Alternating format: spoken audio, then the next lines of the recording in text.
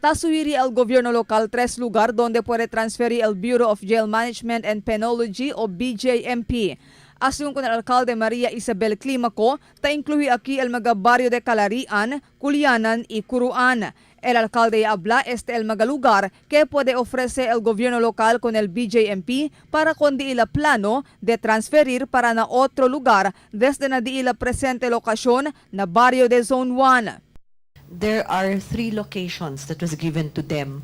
Some were in Calarian, and I'm not sure if it's in Culianan, Curuan area. There were 3 locations that have been proposed to them by the city government, and I told them to come up with an agreement as to which site is acceptable.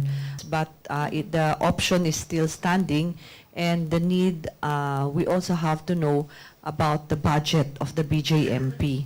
Pero asunto con el alcalde, te espera pa sila si cosa el rekomendasyon del BJMP acerca con este. Necesita pa también según saca el sentido del mga barrio kapitan de este 3 mencionado mga barrio y di ila mga constituentes sobre el asunto.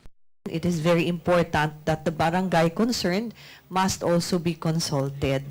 We do not want to be misinterpreted, but that is a reality that needs to be addressed, and we all want that the community that will be hosting the jail must also be consulted. Ya tardaya tiene propuesto para transferir con el BJMP o City Jail para na otro lugar por el asunto de seguridad. Hindi según ideal el presente locación del BJMP por causa kay residential area este. El papel del gobierno local con este plano amo para ayuda busca un lugar donde puede transferir con el facilidad y ay sale na gobierno nacional el fondo para con este propuesto plano. Marifita Mayo, Dateline Zamboanga.